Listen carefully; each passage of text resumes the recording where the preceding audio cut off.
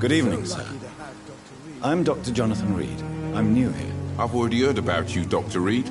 I'm Milton Hooks, the ambulance driver for this shithole of a hospital. That's quite a blunt introduction, Mr. Hooks. You can call me Milton. I like to speak my mind, Dr. Reed. Perk of the job. Don't judge me, and I won't judge you. I'm not sure I understand what you're talking about. Well, I'm no doctor, but I'm pretty sure a gun can't be used as a surgical instrument. You have a keen eye.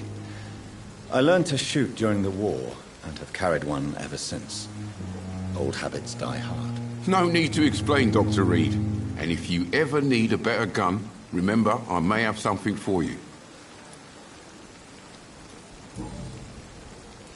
How is the situation around here? You want to hear the situation is all right? It's fucking awful. We lack everything, and it's getting worse every day.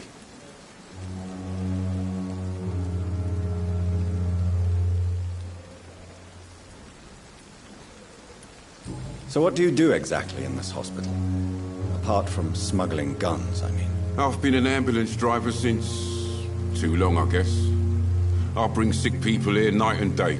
It's a dirty job, but I get it done. Most of the time. Since you're on the front line, how is the sanitary situation in this vicinity? It's a complete disaster. It's even getting dangerous to enter some streets or buildings. Even the locals attack you. It sounds like things have been a bit rough recently. What's happened? Yesterday I got attacked by the patient I was bringing here.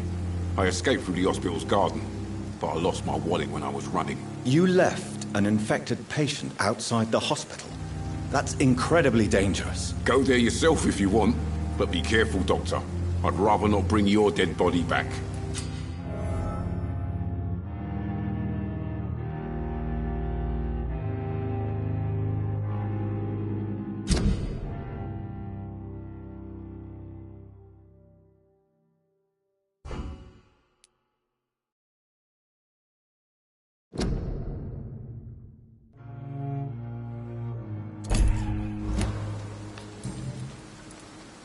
Are you really smuggling weapons through the hospital? And why not?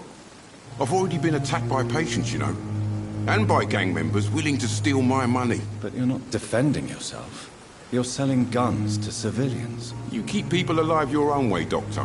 I offer them another way to protect their health.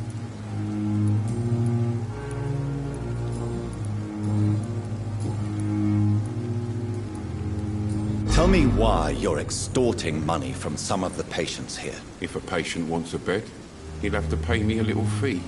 That's all. Where did you get the idea for such an immoral scam? Funny you should ask. The first time it was from a patient who bribed me to get a bed.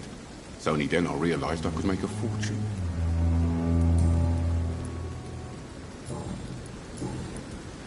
I'd like to see your goods. Wise choice, Dr. Reed. A reliable gun is what everybody needs these days.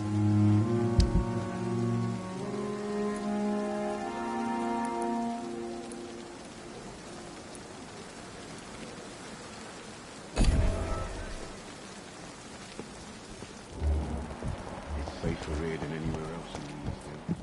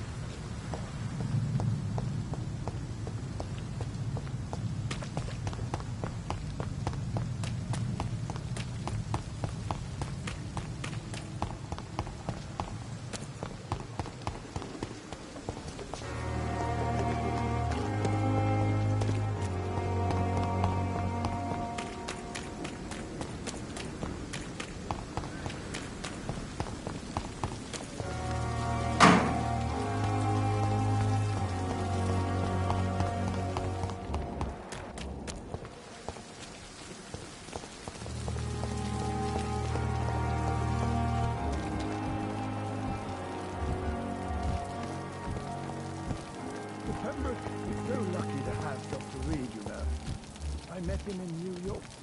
If only there were more of them. Less resignation and more determination. No, I can trust him.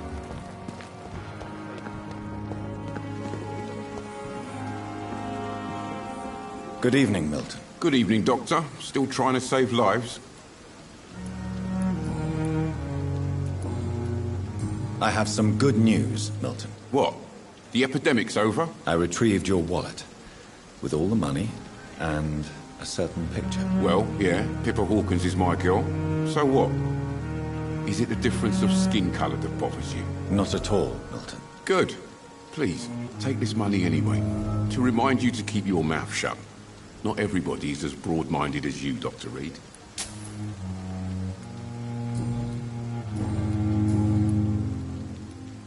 What's going on between you and Nurse Hawkins? Pippa's tired.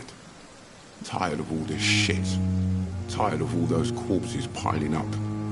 She's as depressed as I am. During the war, I witnessed a few couples just like you come together in difficult circumstances. It can be very damaging. Maybe you're right. But we support each other. And that's all that matters. You do realize you could both get fired.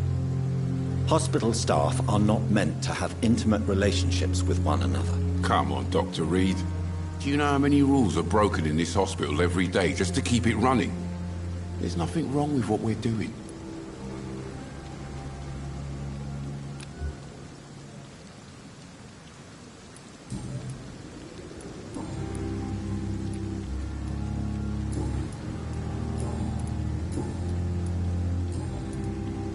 I'd like to see your goods. Wise choice, Dr. Reed.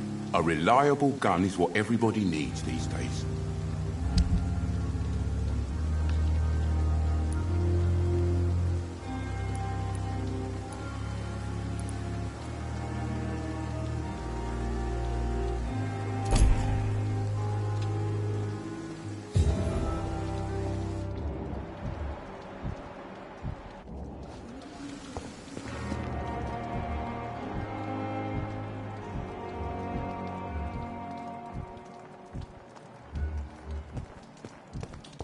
Dr. Swansea is right.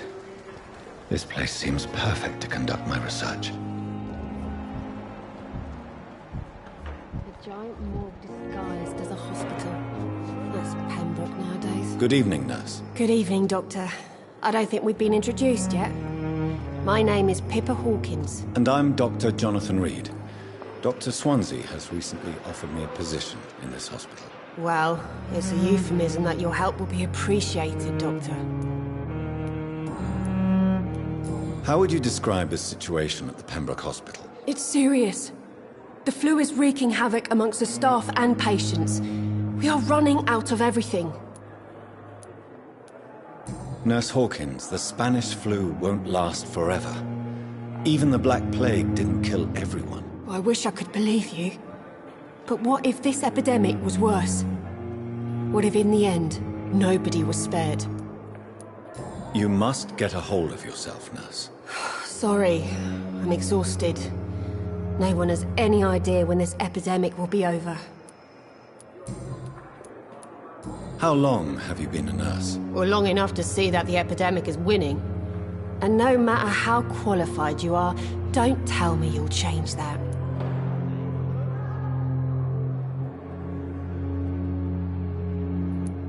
You'd be surprised what dedication can achieve, Nurse Hawkins. In medicine, sometimes we're just a test result away from a miracle. Sorry, Doctor. I don't want to sound bitter, but I'm just too tired to give a pep talk like Nurse Brannigan. How is the Pembroke staff coping with the epidemic? Well, not well. Milton, the ambulance driver, is even more grumpy than usual. Especially concerning doctors. Why is Milton grumpy on a daily basis? Is it just an act? Milton's not the kind of man who's bothered about a bad reputation, whether he deserved it or not. Why does Milton dislike doctors? I don't know.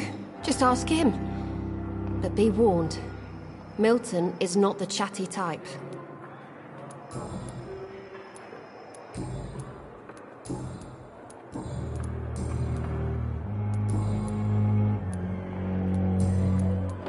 Pepper, I know you're very close to Milton Hooks. Yes?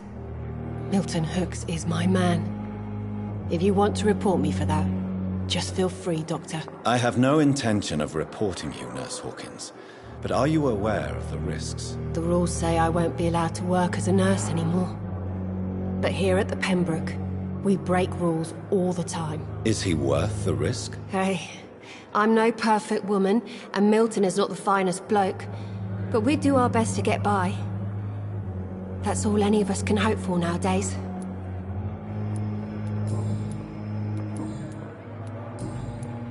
Goodbye, Nurse Hawkins.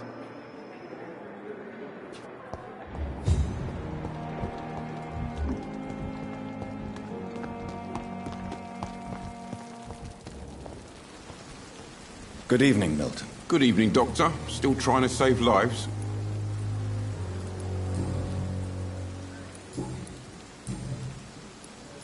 Why do you have such a mediocre reputation among your colleagues, Milton? Fuck them. Nobody knows the horrors I've seen since working here. This city was sick long before the epidemic, Dr. Reed. I know it's a difficult task, but correct me if I'm wrong. Is this not the job you are paid to do?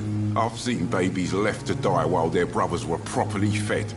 Underage girls and boys sold to all manner of perverts. I'm sorry, I don't know what to say. Yeah, exactly. We lack words.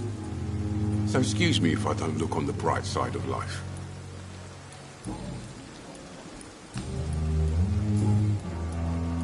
Goodbye, Milton.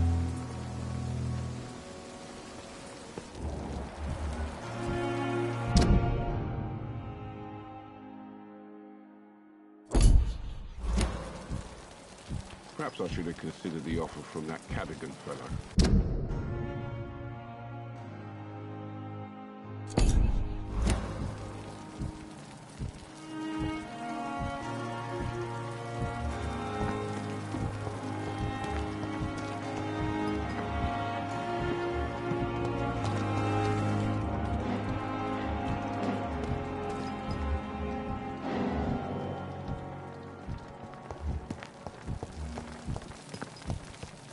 And I thought last time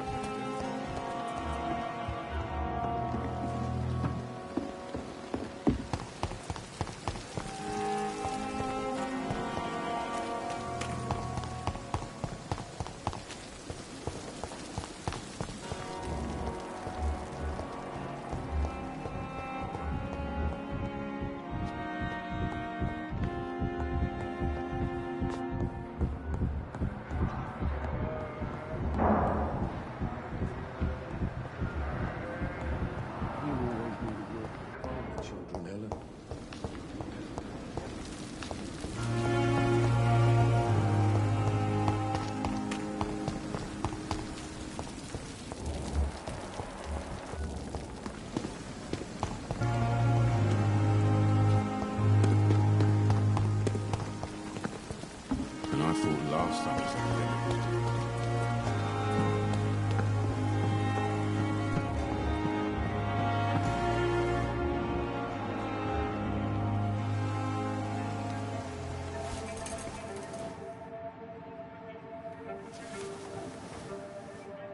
How can I be sure I'll not find your unconscious body in the house again?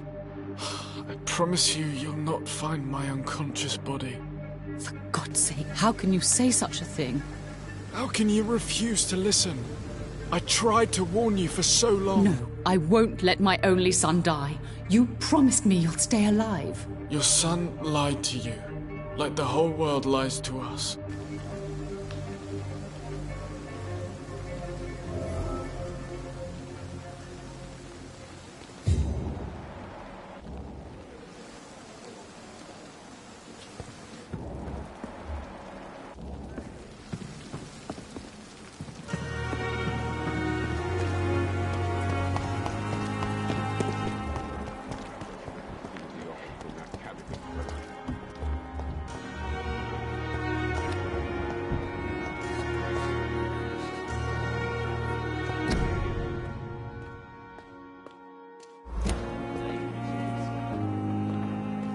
Good evening, miss.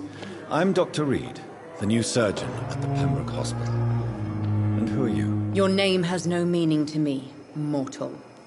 You're nothing but dust blown by the winds of eternity. I beg your pardon. What are you begging for, mortal? My clemency? Well, tonight maybe I'm inclined to mercy. You'll never forget the night you met Thelma Howcroft. You keep calling me mortal. Why is that? And if I'm mortal, what are you? Well, Dr. Reed, if you must know, I'm a vampire.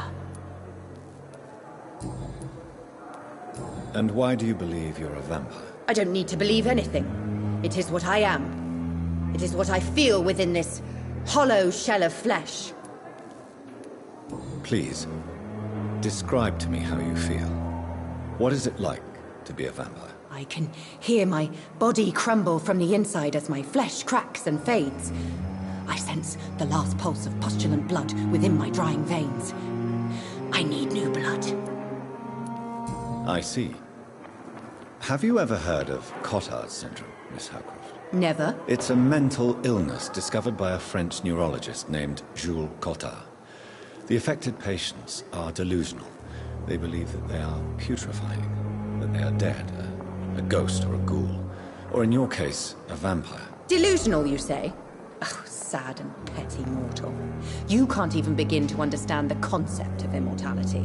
And you think it is I who am delusional. I'm assuming you must be a patient here. Am I right, Miss Howcroft? It's only a cover. To hide from my enemies. I can leave whenever I want. As a woman, a spirit, fog, or bat. Who are these enemies you mentioned? Can you describe them? I cannot say for sure. But I sense their eyes on me from nearby. I feel them watching me every time I visit the garden near the morgue. The staff here are not your enemy. They're here to help you, to care for you. I'm not speaking of the doctors in white. I'm speaking of the men and women who hunt me. For I am a vampire. I see. Don't worry. These people will not find you here. I'll personally make sure they leave you alone. Thank you, mortal. But do not interfere with them, for you are no match for those that hunt me.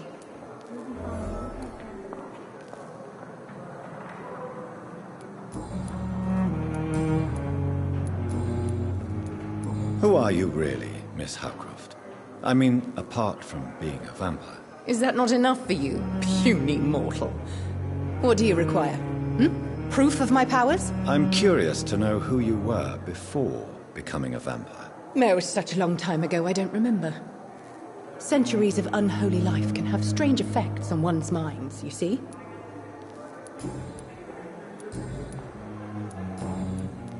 I'll leave you, Mistress of the Dark, to your nocturnal activities.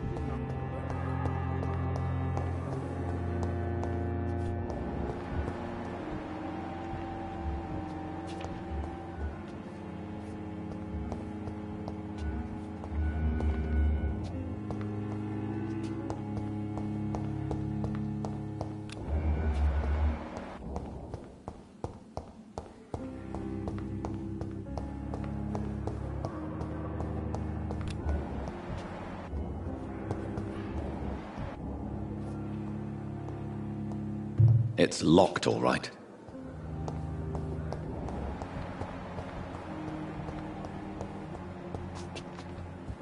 It's locked.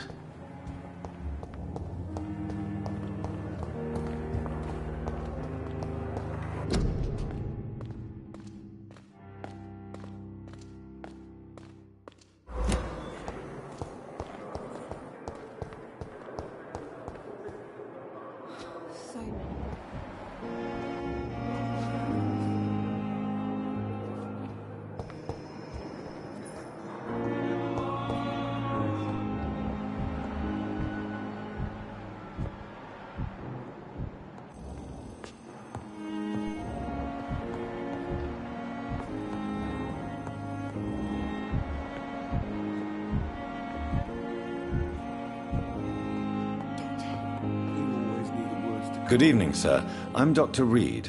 I believe we're going to be colleagues. Reed? Yes, I've been informed about your arrival. I'm Waverly Ackroyd. Welcome aboard, I suppose. Does my arrival inconvenience you in some way, Dr. Ackroyd? Let us just say that I don't particularly share Dr. Swansea's enthusiasm for hiring you. What we need here are reliable professionals, not overrated dabblers.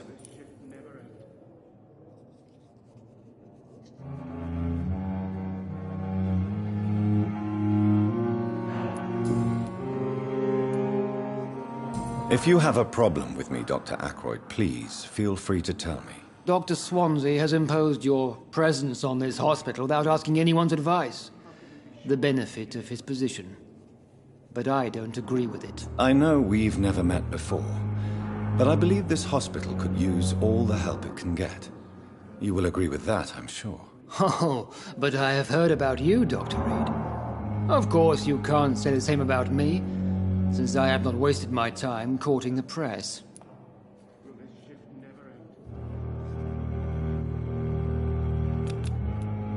There is no need for such animosity between us. Don't you think the epidemic is already enough to deal with? That is one point we could agree on. And that is precisely why I want to be sure that you will be of help to this hospital, instead of a burden. Since your tenure in this hospital is longer than mine, perhaps you can tell me more about this place. Let's just say I'm tired of the carelessness around me. I have always respected the skills of Dr. Swansea, but over time his enthusiasm has become displaced. Carelessness? Exactly what are you talking about? We're here to save lives. The people who trust us are not volunteering for experimentation. They're here to be healed. I don't intend to run any radical experiments, Doctor. Even if I, as any good practitioner should, express an interest in pushing the boundaries of medical research. Modern medical methods were created through audacity and ego. But there are rules in our line of work, and they're here to protect our patients. Do you need my assistance? Not at all. I'm sure that you are used to gaining people's trust with your impressive skills. Well, it will not be the case with me.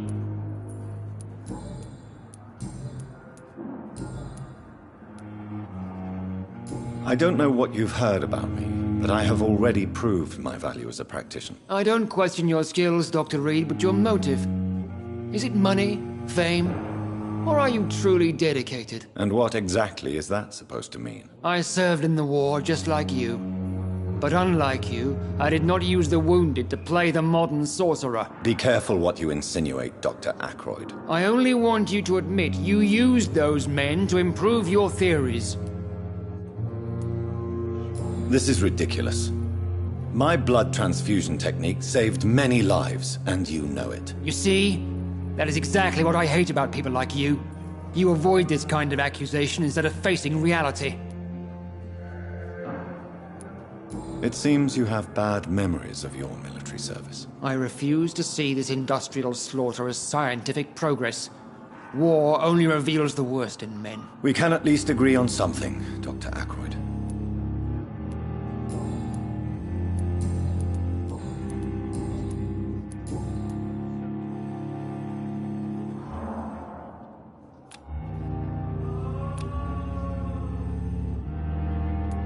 Thank you for your time. We'll talk later. Raised me like a boy.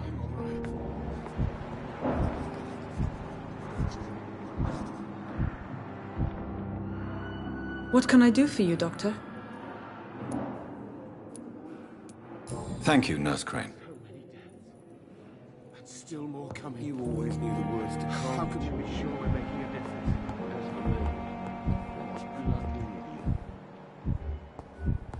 Good evening, sir.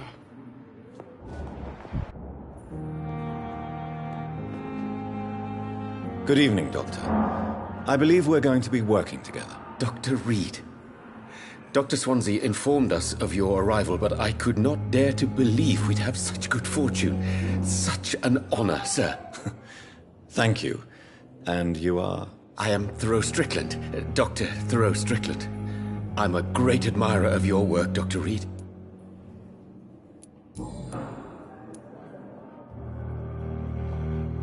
Please, could you tell me something about yourself? I'm a great admirer of your work concerning blood transfusion, Dr. Reed. I run my own experiments. I'm convinced it's the future. I based my technique on my mentor's research. He helped me perfect my method. What is yours? I'd rather not talk about it. For now, it's just theories and first approach. My process is purely experimental and unsuccessful. As long as you're cautious and methodical, you may remain empty-handed, but you won't fail. You're not the first one to warn me, but I am convinced knowledge is the main weapon against the ravages of this epidemic. What made you choose to be a doctor? I'm not ashamed to admit you and your work have inspired me. I am honored to have the opportunity to work by your side. I'll give you some advice, but understand that nothing beats practical experience, which can be exhausting and solitary work. Of course, sir. And don't worry, I will never allow myself to be a burden, neither to you nor this hospital. What can you tell me about the Pembroke? Well, it has always been an honor to work with Dr. Swansea. But with your arrival, I can't think of a better opportunity to learn about blood transfusion. You seem quite optimistic. It's a rare and precious attitude in these difficult times. I'm convinced that this epidemic is a test of endurance and dedication for us men of science. Questions remain about our capacity to resolve the situation. True. Last summer, during the first wave of the epidemic, I used to joke with Milton about the extra work. We're not smiling now. Do you need help with anything in particular? Well, yes, maybe.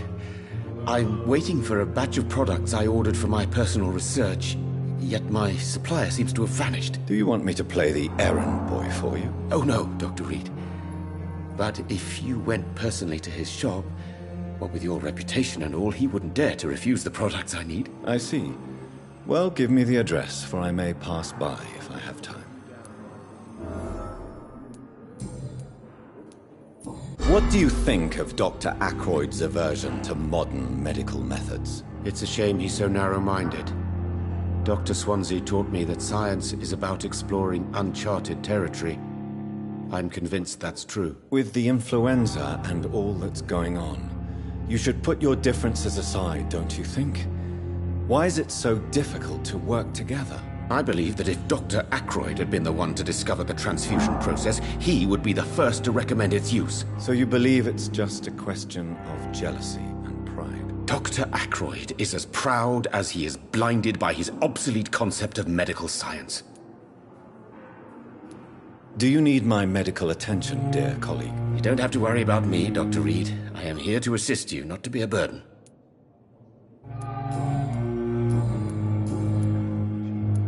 Tell me more about your willingness to experiment with new medical techniques. Harvey Fiddick is a patient suffering from a severe injury that could cripple him if not treated correctly. I'm convinced your blood transfusion technique could help him. What is it you really want? To save him, or to prove your point? Fair question. I want nothing but to save my patient, Dr. Reed. Especially since I know Mr. Fiddick's story. Tell me Mr. Fiddick's story. Our first diagnosis was compromised because Mr. Fiddick lied to us about the real origin of his injury. He first claimed it was an accident. But why would he hide such crucial information from us? Because he is a proud father, ashamed of putting his children at risk because of his own negligence. This personal involvement could also appear to be a lack of impartiality. You must know that a good surgeon must remain neutral. I agree. But that does not excuse Dr. Ackroyd's behavior, a man who did not even take time to converse with his patient. Do you think keeping his distance was a mistake? All I know is that I'm taking care of human beings with desires, hopes, and fears. Not some biological machine comprised of blood, bones, and flesh.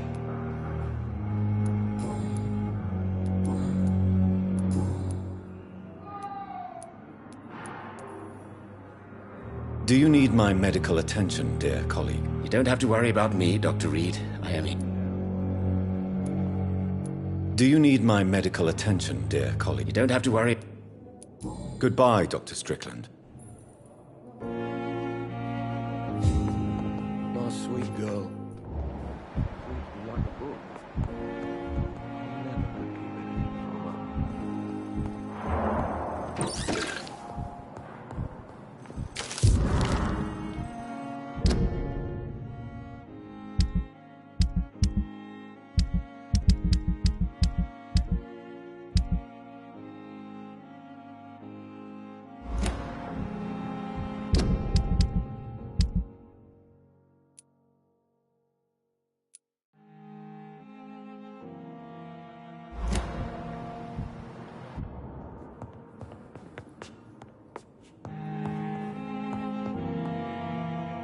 Good evening, sir. I'm Dr. Reed. I don't know if a third opinion is needed. Your colleague... I see. Would you mind telling me... I'm Harvey Fiddick.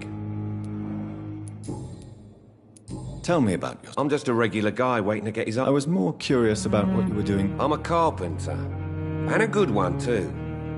But that means I... Tell me about the doc... Strickland and Aykroyd. What do you mean? I often had professional arguments with... Are you satisfied with your treatment? Well, it's clear... I won't lie to you. Are you sure you don't want to operate yourself, Dr. Reed? I have... In other circumstances, you would be right. But for now, I don't think I can take on the responsibility. My apologies.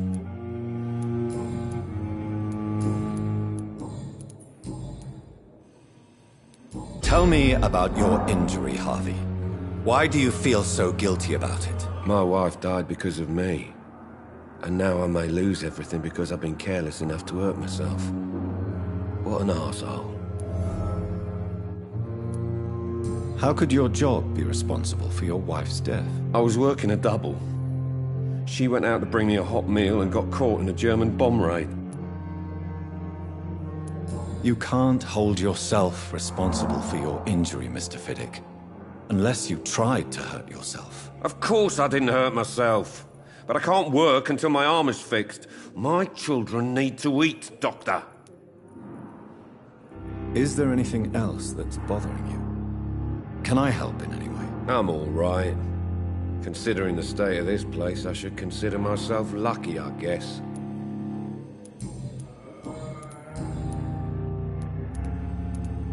Tell me more about the death of your wife, Harvey. 1915. I was in the army. Building workshops for the Royal Flying Corps. Helen was happy. What happened? The Germans sent Zeppelins to bomb the construction site, but they missed their target. My wife was bringing my dinner when the bombs fell. How are your children after losing their mother? They were smaller then. The only good thing about this is my Helen didn't bring them with her that night.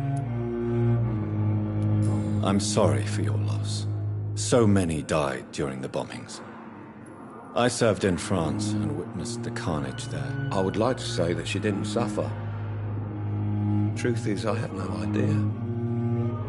I just know that I'm all that me kids have. Poor little bleeders. Tell me about your injury, Harvey. Why do you feel so guilty about it? My wife died because of me. And now I may lose everything because I've been careless enough to hurt myself. What an arsehole.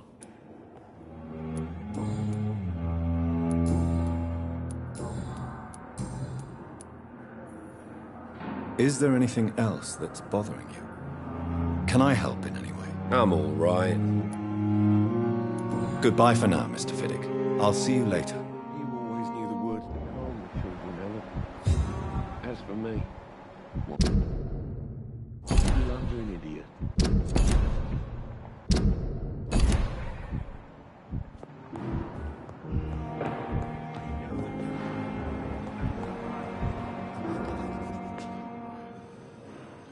I'm quite busy right now, Dr. Reed. Tell me, Waverly, what do you think of Dr. Strickland's enthusiasm for his experimental research? Strickland is playing with his patients' lives for pride and glory. Now that, sir, is unethical. Are you thinking about something in particular? Harvey Fiddick needs delicate surgery. And are you not afraid? Rivalry? Why do you... I strongly...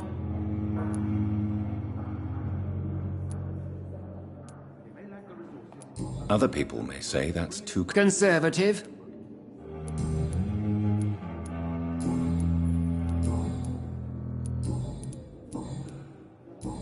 Thank you for your time. We'll talk later.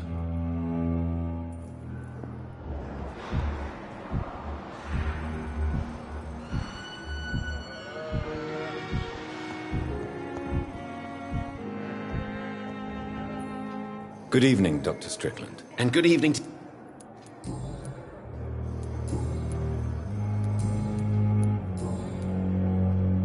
Do you need my medical attention? You don't have to worry. Goodbye, Dr. Strickland.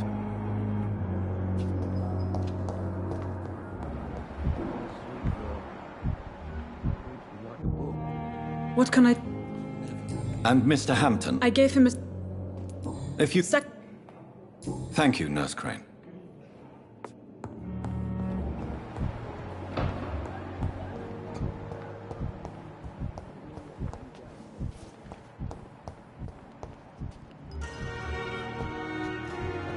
Thelma Howcroft said she was being watched by vampire hunters.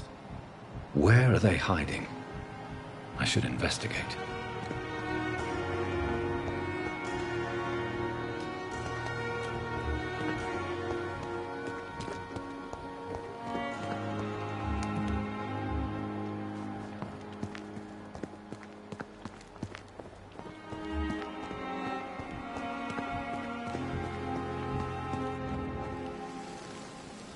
Good evening.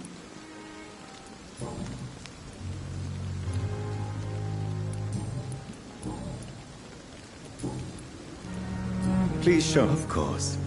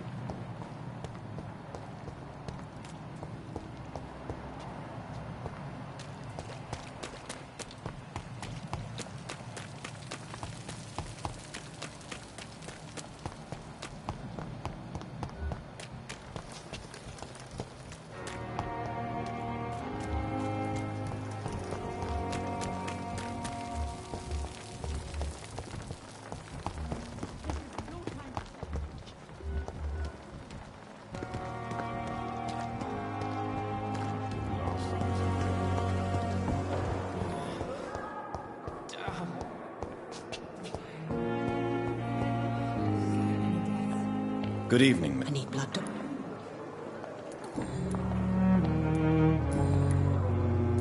I'll leave you.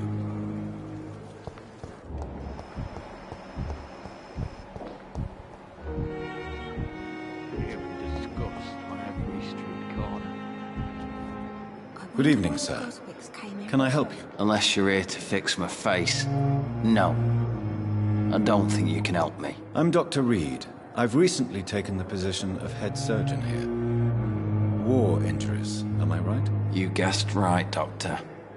German shell took my pretty little mug right off. But they still call me Thomas Elwood.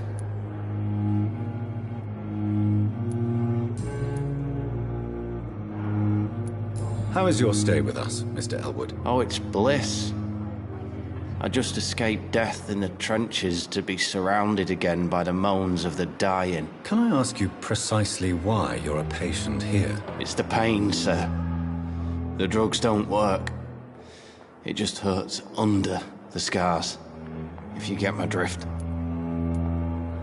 Can I do anything for your pain? Nurses gave me a bunch of pills.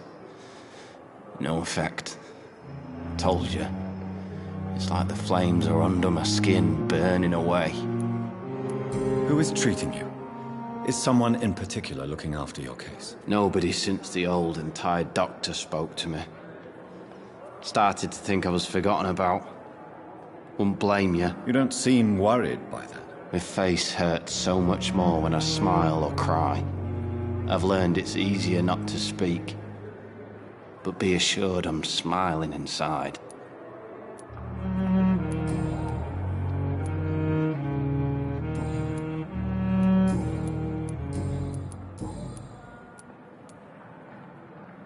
Where were you stationed, sir? Did you serve for long? I really don't want to talk about all this shit. No offense. I was pushing too much. I served in France myself. I just wanted to know what happened to you. You were an officer, weren't you? Then I doubt we fought the same war, sir. No offense. How close are you to Miss Horcroft? Are you aware that she thinks she is a vampire? To wait for her next nibble is the best reason to stay here. Every time she approaches my bed, she treats me like something tasty.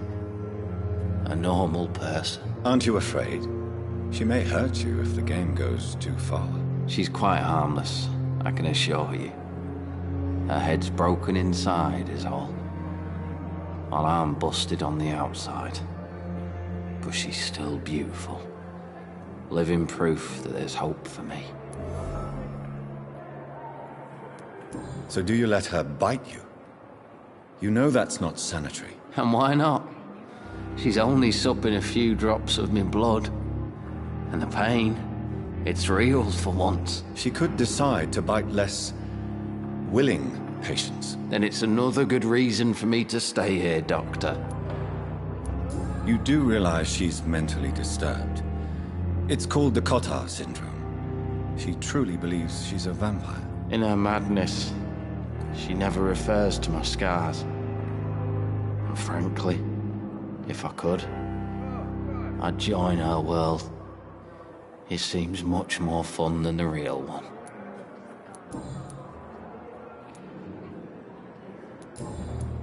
Soldier, do you need assistance? I'm fine. Just do something for this pain, will you? That's all I'm asking.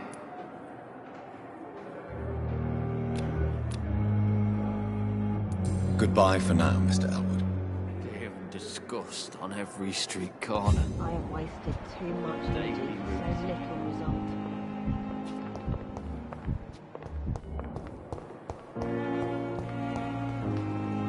Good evening, Miss Howcroft. How are you tonight? I need blood, Doctor. Warm, rich, vibrant blood. Tell me, Thelma, why do you feel so attached to Mr. Elwood? Why him? I'm not sure, Doctor. I think we have a bond of some sort. We've both suffered so much. He's the only mortal I find interesting. Would you say you and Mr. Elwood are romantically involved? No. No, Thomas is a delicate soul. Even though he disguises it. But I am not the woman he needs. No, for I am a vampire, Doctor. Do you plan to make him a vampire too? Of course not. How could I inflict my curse on anybody else? I'm not that cruel, Doctor.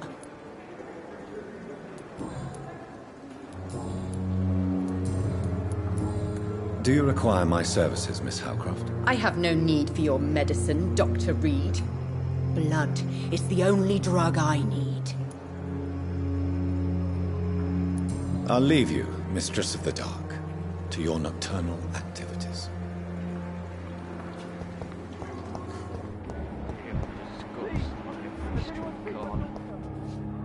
Good evening, Mr. Elwood.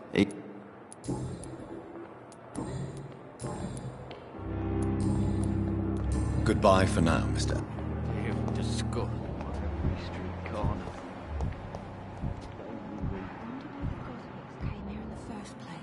Good evening, Mr. Hampton. How do you feel? Dr. Reed, is it?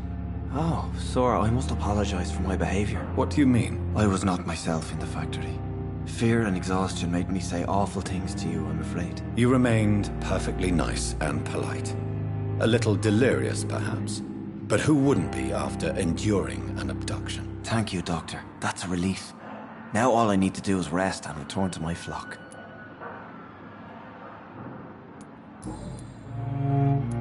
How did you end up in William Bishop's den? I had received alarming news about his recent behavior. I went to his place and he refused to let me go.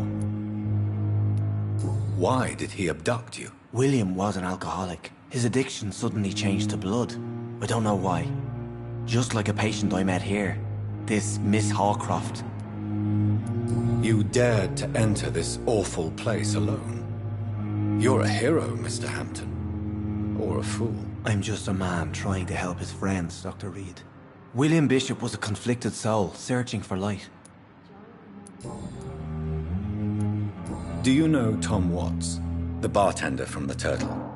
I met him before I found you in the canning factory. Tom? Yes, of course. Always the helping hand, good old Tom.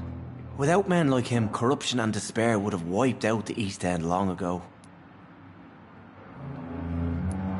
Who should I avoid in this part of town, then? Any particularly evil figures? Not really. Most men and women are just doing their best. And it's not my habit to speak ill of people I know, Doctor. People are still in despair. How could it be otherwise? The authorities have left us all to rot in this contagious nightmare. No drugs, no advice, nothing. It's a damn shame. What is the general situation in the East End docks? The situation has always been tough, with a lot of tensions between the gangs and the dockers' trade union. The wet boot boys are very nervous since they lost their leader. Who leads the gang now? Since Clay Cox went missing, it's his wife Edwina who runs the show, with the assistance of her minion, Dooth Digby.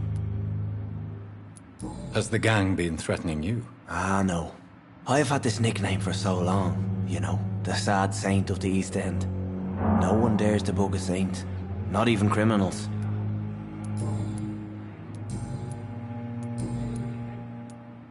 What do you do for a living, Mr. Hampton? I can't help but notice the cross around your neck. I manage a night asylum for the poor and homeless of the docks, and I try to guide the lost and hesitant on the right path to our Lord. Are you a priest, Mr. Hampton? A deacon, maybe? Not at all, Doctor. I'm just a man of faith willing to preach the good word. Why didn't you use your cross against William Bishop? To repel him somehow? That's a very strange question, Doctor. A cross is no magical token, if that's what you were trying to say. Not mine, anyway. How do you feel, Mr. Hampton? Medically speaking, I mean. I feel exhausted. Beyond exhaustion, actually. William drank so much of my blood in his madness. I feel empty. You're in good hands here.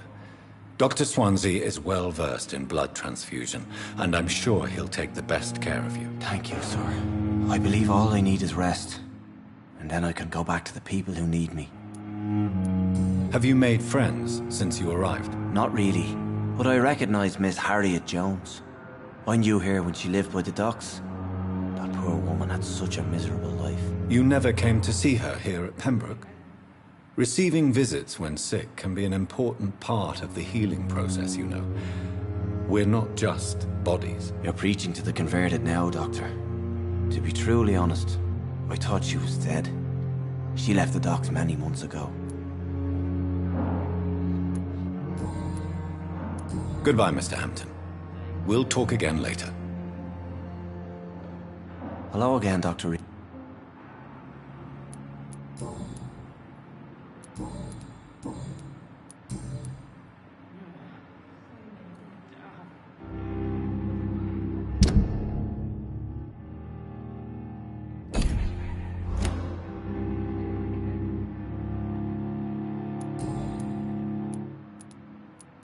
Have you made friends since you arrived? Not really. You never came... You're preaching to... Goodbye, Mr. Hampton. daily routine.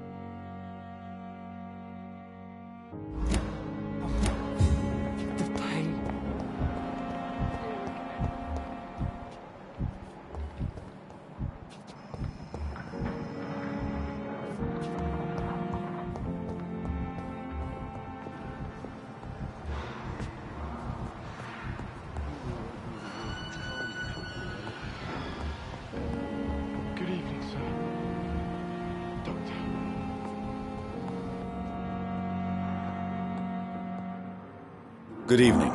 I'm Dr. Reed. Can I help at all? No. Really? Why are you here, then? I don't want to talk. My throat hurts too much. I suppose that this pain is the reason you're here. Is someone taking care of you? Yes. And no. Could you at least tell me your name, sir? Mortimer. Mortimer Goswick. How painful is your throat, Mr. Goswick? So painful I'd rather not talk at all, Doctor. I'm sure you realize a doctor and his patient have to communicate, sir. Would it help if I gave you some paper and a pen? Not really. I see. Then maybe it's not just your throat that hurts, Mr. Goswick. Perhaps your sore throat is just the consequence of something more hurtful. Yes, maybe. But I don't want to talk or even write about it now. How painful is your throat, Mr. Goswick? So painful I'd rather not talk at all, Doctor. I'll let you get some rest, then. Good evening, sir. Good evening, Mr. Goswick. I'm okay.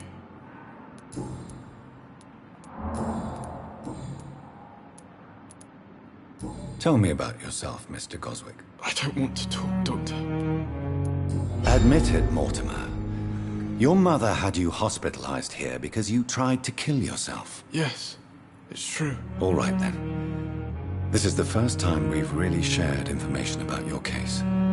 Shall we call this progress? Call it what you want, Dr. Reed. You can trust me. I won't report you to the authorities. My one and only concern is your health. I guess I should thank you, then. Can I help you in any way, Mr. Goswick? I wrote a letter for my mother. She was supposed to read it after my death. But I suppose she doesn't have to read it now. I see. And is this letter still near the place where you tried to take your own life? Yes. And I don't want anyone reading my last words. I mean, I'm still here. If you bring me back that letter, then perhaps we'll talk.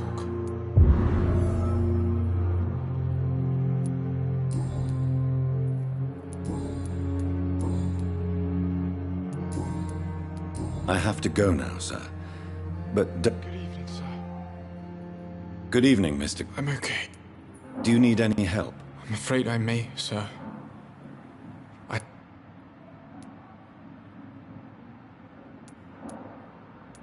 I will see you later. Do you need any help? I'm afraid I will see you later. I have to go now, sir. Good evening, sir. Doctor. Good evening, madam. Can I help you? It's my son who needs you, sir. I'm Dr. Jonathan Reed. How can I help your son? I'm Beatrice Goswick, mother of Mortimer Goswick. Could you check on him, please, Dr. Reed? I've heard much of your talents as a physician.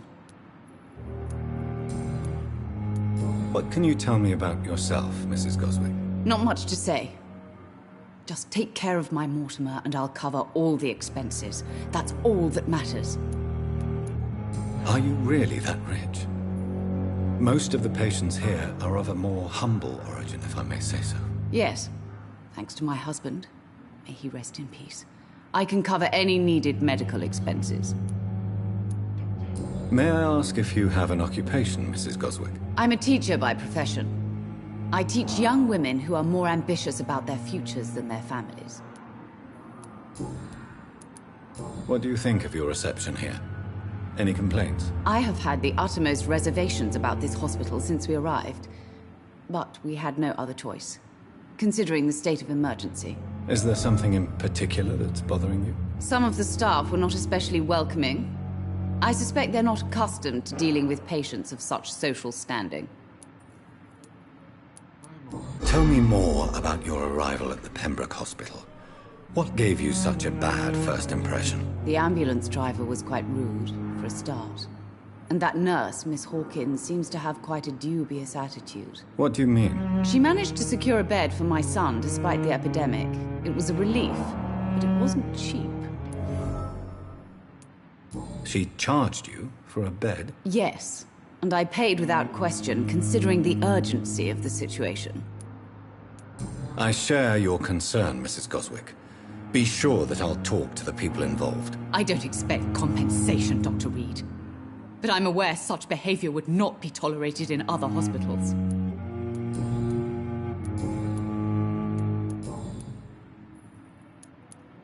Your son wished to die, Beatrice. Why did you hide such crucial information? Are you not aware suicide is a crime? Mortimer could be thrown in jail. I can't let that happen. I won't. I understand you fear the legal consequences, Mrs. Goswick.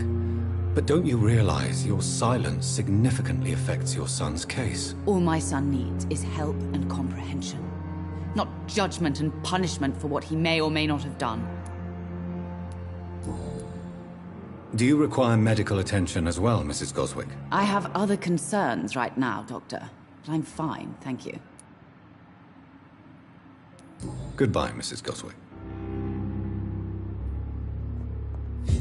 I will not let you down, my boy. Good evening. I'm okay. Why did your mother have you hospitalized here? She seems convinced this is a bad hospital. My mother just wants the best for me. She won't rest while I'm here. She'd go all the way to hell and back to help me. Pembroke Hospital may look unorthodox, but rest assured you're in good hands here. It's not me you have to convince, Dr. Reed. It's my mother. Is your mother bothering you? As your doctor, I can ask her to leave you alone if you would prefer. That's tempting, Doctor. But you have no idea what my mother is capable of. She would tie herself to my bed if you asked her to leave. How painful is your throat, Mr. Goswick? So painful I'd rather not talk at all, Doctor.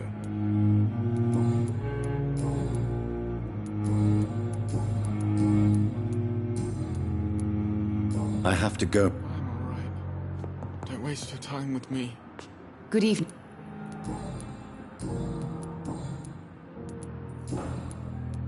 Goodbye, Miss.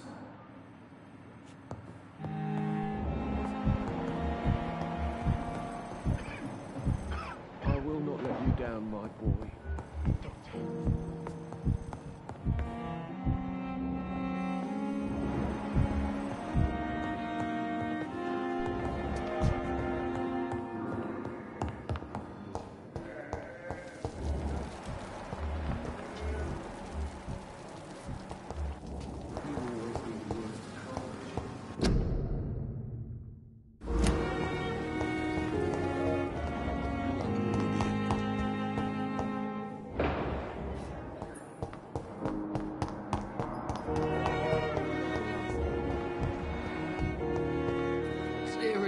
Good evening, Nurse Hawkins. Good evening, Dr. Reed. Milton cheats patients out of their money at this hospital, Pippa. Are you his accomplice? Yes, I am. Is this your definition of being useful? By abusing the sick and poor? No. It is my definition of getting out of this useless life once and for all. Why do you do it? Why not? Most of the sick who paid for a bed are already dead, or will be soon. Don't you see the futility of all this? How can you be affected by the misery around you, and be so heartless at the same time? Which is the real you, Nurse Hawkins? I could ask you the same question, Dr. Reed. Are you more real when you lie to a dying patient, or when you grant him useless medication? Whose idea was it? What difference does it make? We did it together, and I'm guilty as charged. Answer my question. It was my idea first, even though Milton would say it was his, to protect me.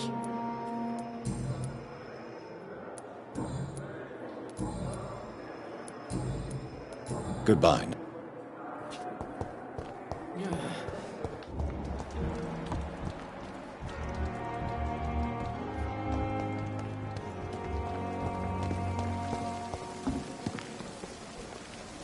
Good evening, Milton. Good evening, Doctor. Still trying to save lives?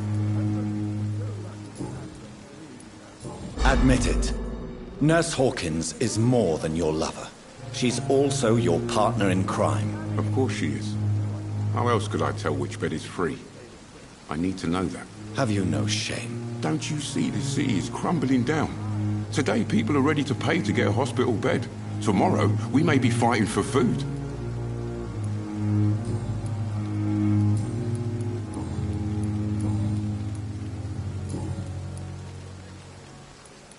Do you need any medical help, Milton? I'm fine, Doc. Physically, at least. But I would give everything to be in a better place right now. Goodbye, Milton.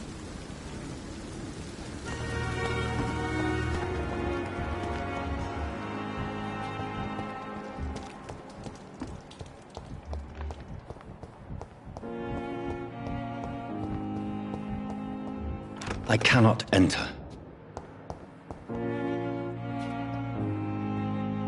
Hello again, Doc. Goodbye, Mr. Ham.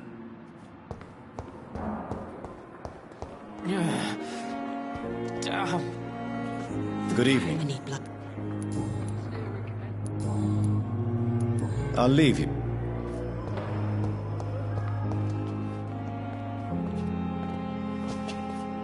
Good evening, Miss Howcroft. I need blood. I'll leave. Fear and disgust on every street. Good evening, Mr. Evening.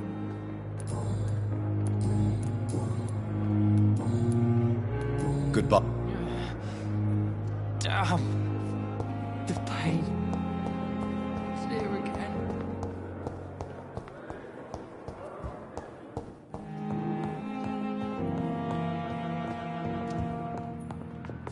You always knew the words to calm the children, Ellen. As for me, Good evening, Doctor. Goodbye, Mrs.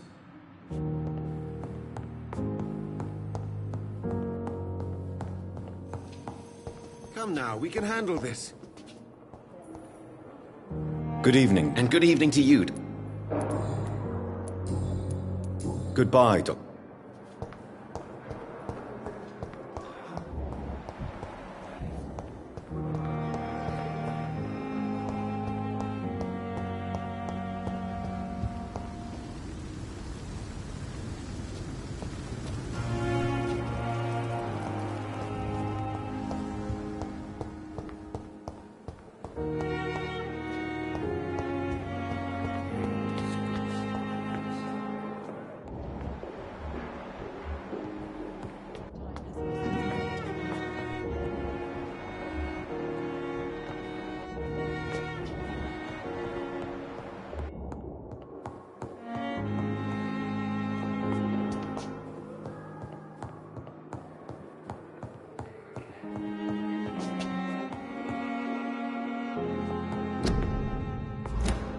Not now.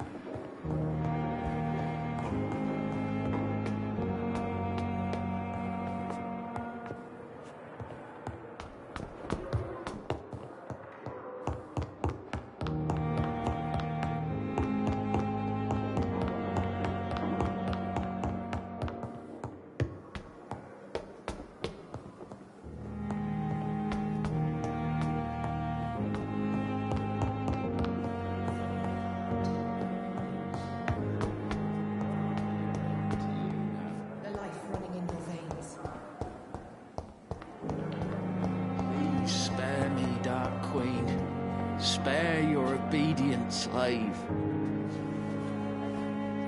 Good evening, Mr. Evening, Doc. Why do you feel responsible for the injury, Thomas? What really happened? I wasn't disfigured by any German shells. It happened during my leave. It was an accident. Why lie about it? Come on. It's one thing to come back disfigured by the Germans, and it's another to get injured in an accident that could have happened to anybody. Reconstructive surgery has been very successful for some soldiers. I don't want to wear a bloody mask for the rest of my life. I'd rather stay here and just be forgotten. Tell me what really happened then. I went with a whore in Rouen. Dead drunk I was. The hotel was a shithole. There was a fire that night. Did you start the fire? Were you trying to avoid going back to the front? That's not uncommon, you know. No. It's just that I was asleep when the flames reached the room. The girl was long gone. Bitch never woke me up. Left me to burn.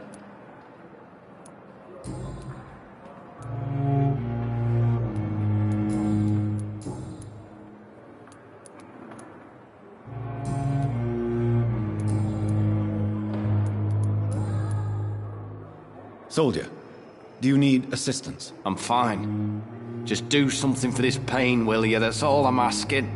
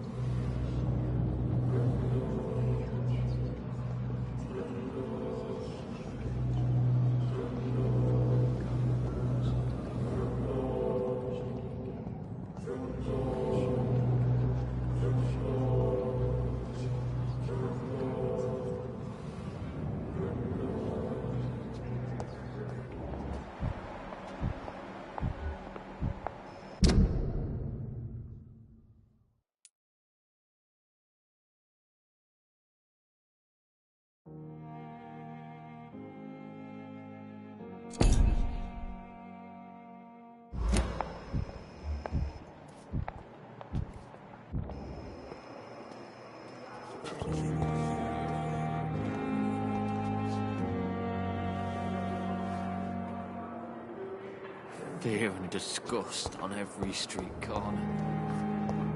A daily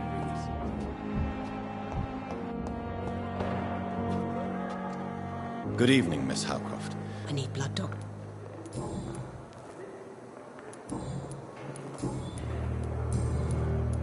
I'll leave you, Mistress of the Dark.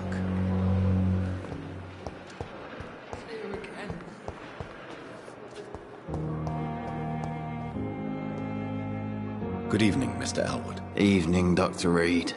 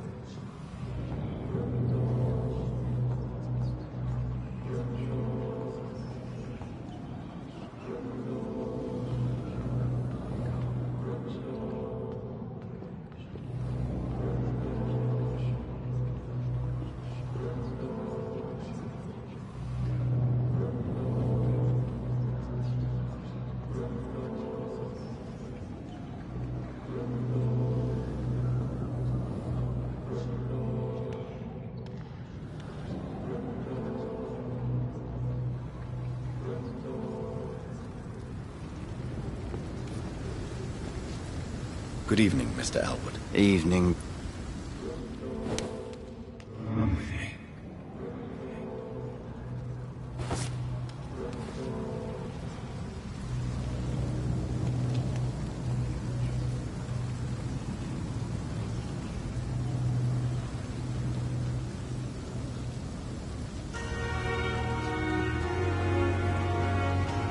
Good evening, Mr. Elwood. Evening.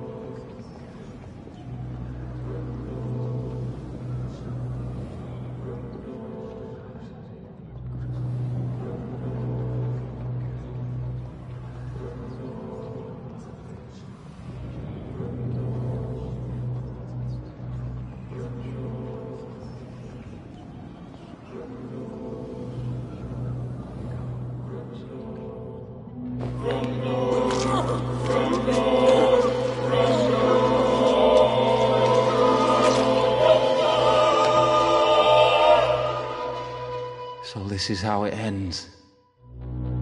Farewell, my life, you betrayed me, good.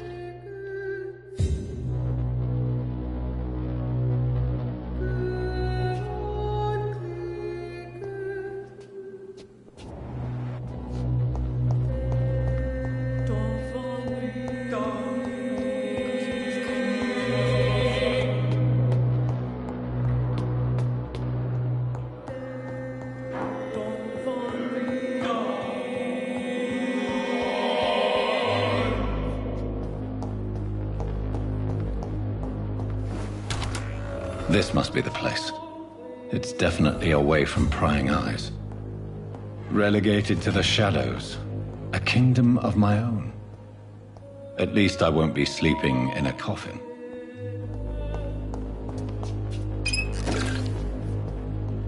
The flower's dying. It needs water.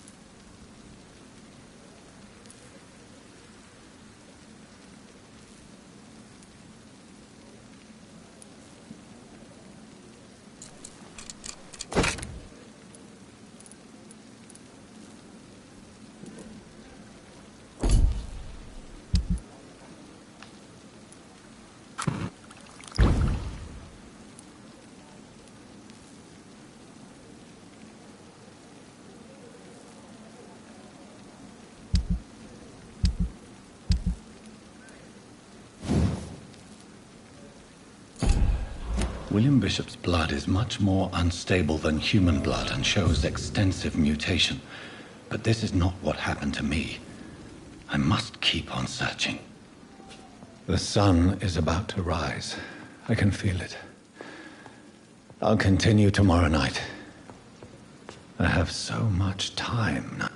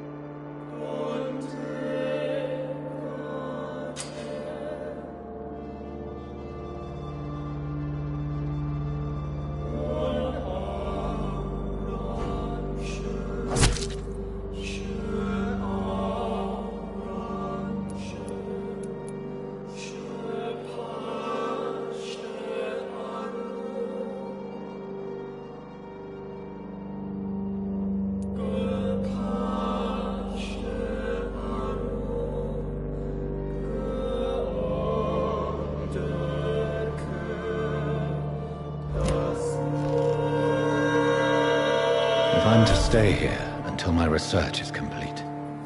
I'd better learn to hide my true nature from the mortals. But what about my thirst for blood?